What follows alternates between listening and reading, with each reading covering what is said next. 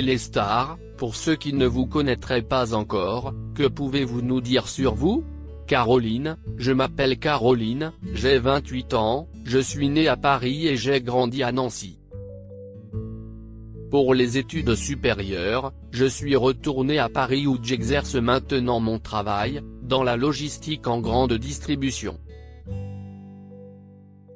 Je suis en couple depuis un peu plus de 2 ans avec Thomas, qui a le même âge que moi. Commençons par le commencement. Comment avez-vous découvert N'oubliez pas les paroles? J'ai toujours regardé l'émission, à des degrés variables d'intensité, mais avec ma mère, on a toujours aimé la regarder. Plus largement, j'ai toujours été très fan de la chanson française. Mes parents écoutaient beaucoup de Palmas, Piaf, Brel. J'ai été bercé dans la chanson française, donc l'émission m'a plu naturellement. Y a-t-il eu un élément déclencheur qui vous a encouragé à participer à l'émission?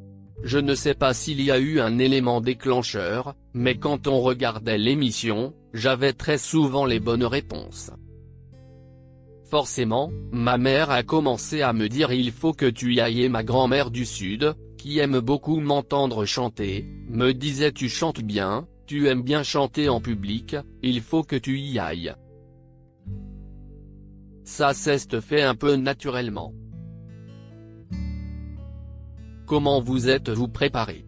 Fin 2016, j'ai fait 2 castings, j'ai été sélectionné à la fin du 2e.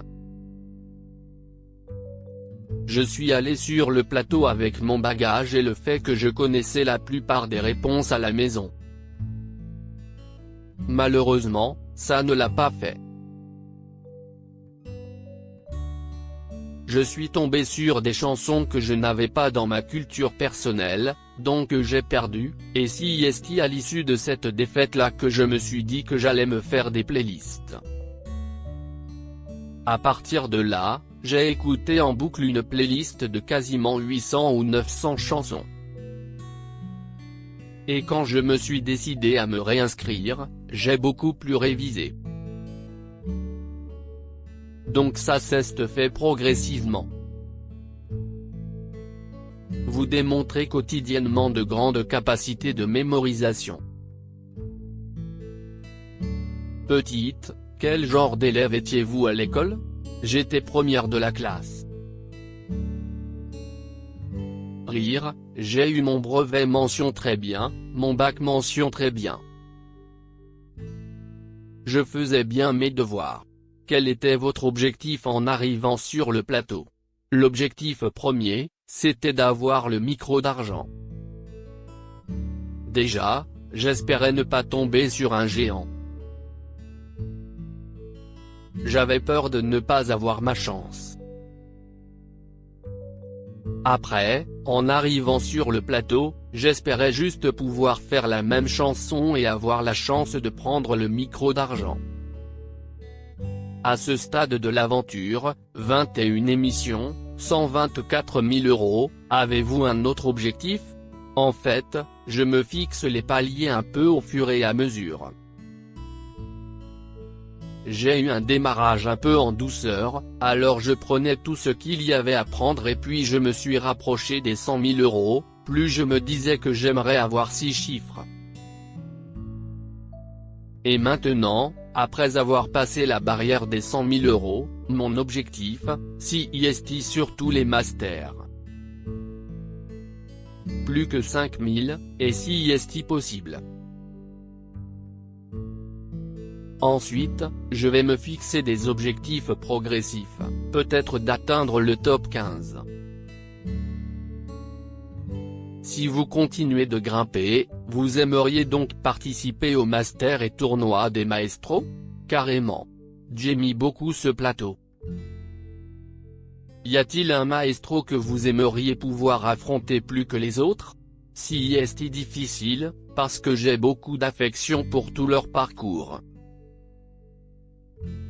Après, Arsène et Maureen m'ont beaucoup impressionné. C'était pendant le confinement, j'étais devant la télé tous les jours et je vibrais avec eux. C'était hyper intense, donc j'aimerais bien les affronter, mais j'ai vraiment envie de rencontrer tout le monde. Au fil des émissions, votre cagnotte s'alourdit. Qu'allez-vous faire de vos gains? Bonne question. Rire, je pense que quand je toucherai mes gains, certains petits projets vont naître, et quelques petites envies. J'aurais peut-être envie de m'acheter une paire de chaussures que je ne me serais jamais offerte si je n'avais pas gagné autant d'argent. Je pense que j'aurais ce genre de petit plaisir coupable. Et puis avec mon conjoint, on aimerait s'offrir une petite moto 3 roues pour circuler dans Paris. Il faudra passer le permis moto. Après, mon père est directeur d'une association humanitaire. Je fais des dons chaque année, mais je vais pouvoir donner un peu plus. J'aimerais aussi faire des voyages, mais j'en ai déjà gagné un à ma 20e victoire.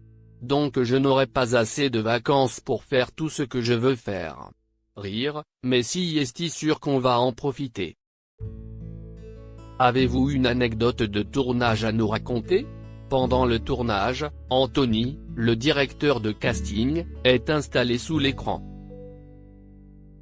Ça lui arrive de faire des gestes lorsqu'on tient mal le micro, par exemple, pour nous dire de le rapprocher de notre bouche. Au moment de la pub, il me demande parfois si j'ai envie de boire avant la même chanson. Une fois, je lui ai dit oui, il s'est approché de moi avec le verre et finalement je lui ai dit en fait non, j'ai soif mais je n'ai jamais bu avant une même chanson et je ne veux pas que ça me porte la poisse. Il était mort de rire et il a dit d'accord, la fille a soif, mais elle préfère mourir de soif. Mais j'ai refusé le verre d'eau par superstition. Vous êtes un peu superstitieuse? Pas vraiment, en plus. Mais j'ai mes petites habitudes de tournage. Avant chaque tournage, je fais 8 minutes de gainage et 4 séries de 20 squats. Je fais mon petit sport, si est mon rituel. Ce n'est pas vraiment de la superstition, ça me donne juste un peu de force. Avez-vous une chanson préférée, que vous espériez pouvoir chanter sur le plateau? J'en ai plein, mais surtout la bohème. Je la chante depuis que j'ai 3 ans. À cet âge-là, je chantais le premier couplet et mes parents me filmaient. Il y a 3 ou 4 ans, ma mère et moi l'écoutions dans la voiture et elle m'avait dit celle-là, tu la connais j'espère. Tu ne peux pas te tromper là-dessus. Alors quand je l'ai vue s'afficher, je me suis dit toi, quelle était la probabilité que je tombe dessus? Je la voulais vraiment. Comment gérez-vous votre vie personnelle et professionnelle pendant le tournage? Quand ils m'ont appelé pour participer, j'ai mis dans la confidence mon N+1 au travail. Je ne voulais pas trop en dire, mais je ne voulais pas lui cacher non plus. Je lui ai dit je dois poser un jour pour participer à cette émission et si je gagne, je dois reposer le jour suivant.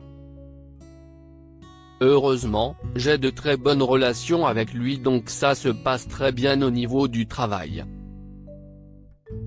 Côté perso, j'ai intensifié les révisions avant le tournage donc mon copain en avait un peu marre. Je le sollicite un peu pour réviser la même chanson, mais ça se passe bien. On arrive à bien s'organiser.